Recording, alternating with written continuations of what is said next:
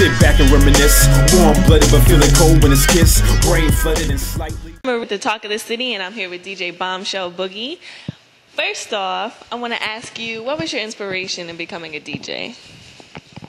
I saw this movie called Juice, and I always was kind of fascinated with the art of turntablism. And then I watched Juice, and I was like, dang, that's like a really cool hobby to have. So I was bartending at the Bourbon Room while I was at Stevenson's Academy. And I ran into DJ Sub-Zero. He was the DJ at the Bourbon Room. And I told him, I was like, I always wanted to DJ just as a hobby. And he's like, oh, you should try to do it. You should, get you some turntables. So I tried to get me some turntables on credit at Guitar Center, and they shut me down because I didn't have no credit.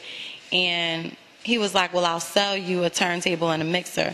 So I got my money up, and he sold me the turntable and mixer. He was cleaning out his house, so I grabbed some records that he had on the curb, and I put the other one on layaway at the New Orleans Music Exchange, and that was how I started practicing after I got it out the layaway. Poof, there go the car. Poof, there go the crib. You started DJing when you were 17. What was the journey like being both female and young? The hardest part is when you're 17, 18 years old. You tend to worry about almost the wrong things. So, you want to look fly. You're getting ready to enter college. And, at that time I was on my own. So I was literally taking care of myself. So a lot of times when my friends were in college and they were dressing fly and going to Bayou Classic, I was taking care of myself, and I was trying to buy turntables. So buying the equipment was so hard. Like, if you go to Jimmy right now and ask him about Bomshell, he's going to say I had the longest layaway he ever had. And I would literally work and put $5 on it. It was a sacrifice. I didn't have the fresh J's. I gave up all the extra stuff that I could have spent my money on just to get my equipment. And back then, it was before Serato, so you had to buy records. You were only as good as the collection that you created for yourself. And that means going to Jim Russell and going to all these different little spots and crate digging. So that was kind of hard, especially as a girl, because you want to be fly, you want guys to like you. And, I got 2 turntables at my house and 2 purses, so that was hard. Poof, there go the car. Poof, there go the crib. So the Dragon's Den was your first weekly gig. Can you tell me what your favorite gig has been so far?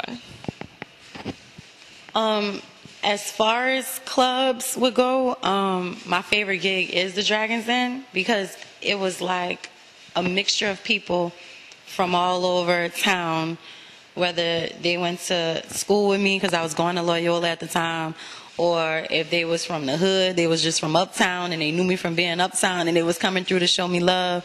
You can smoke in there. It was like I could play everything in the Dragon's Den, from Al Green to MIA to Wu-Tang to Partners in Crime.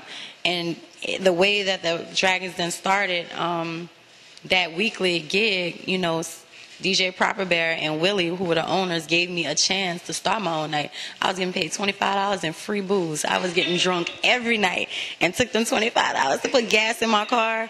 Sonali was the promoter. We had, my first flyers was like pink flyers with my face on it, like someone drew it. And Nati, who everybody knows Nati, she was my host. So we would have ciphers in there at 3 o'clock in the morning. I had class for 8. It was like one of the best experiences of my life, and I got the least amount of money. But I would never get those days back, Poof, there go the car. Poof, there go the crib. So you just got off the Jet Life tour with Currency, who is also from New Orleans. How did you link up, and what was that like? It's funny that you asked that question, because when I was on the radio, I kept a blog, and I used to follow a lot of rappers, and he was one of the people that I used to follow on my blog. Like, whatever he was doing, whatever mixtape he was putting out, I was posting it. And his manager, Musa, won a Grammy, and at the W there was, I think Belvedere I hope it was Belvedere, since I'm saying, threw him a party. So when I met Musa, I was like, yo, I'm a fan of Currencies, and I've been following him in my blog. I would like to have him come to my show and, just kind of hang out. And he actually came in and did the show with me. And so I was like, well, that's pretty dope. He came through, and that was cool. And one day Musa Collin was like, you want to go on the road? I was like, hell yeah, I'm about that life. And we wound up doing like 3 dates in Florida. And then we did the Jet Life tour, the first one, which was like 99% sold out. And then we did the Smokers Club tour. And then we just recently came back from the Jet Life tour 2012, direct flight. And it's been an awesome experience. Poof, there go the car. Poof, there go the crib. So now you have to tell me your fascination with pit bulls and bow ties.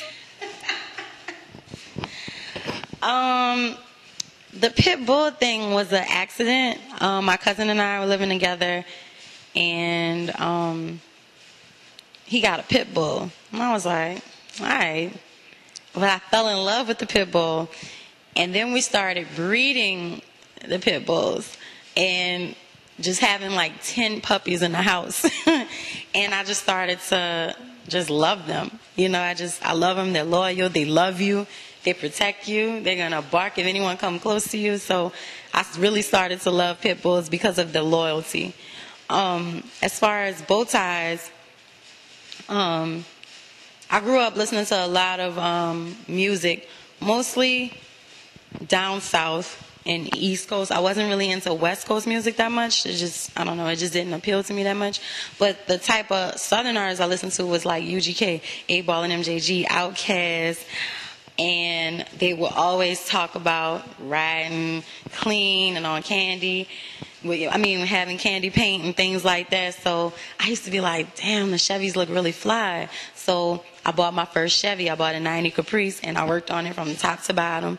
And it was my baby. And they had like 2 other guys on the block that had the same Caprice. And, we worked on it. Like, I used to catch the bus to work on this car.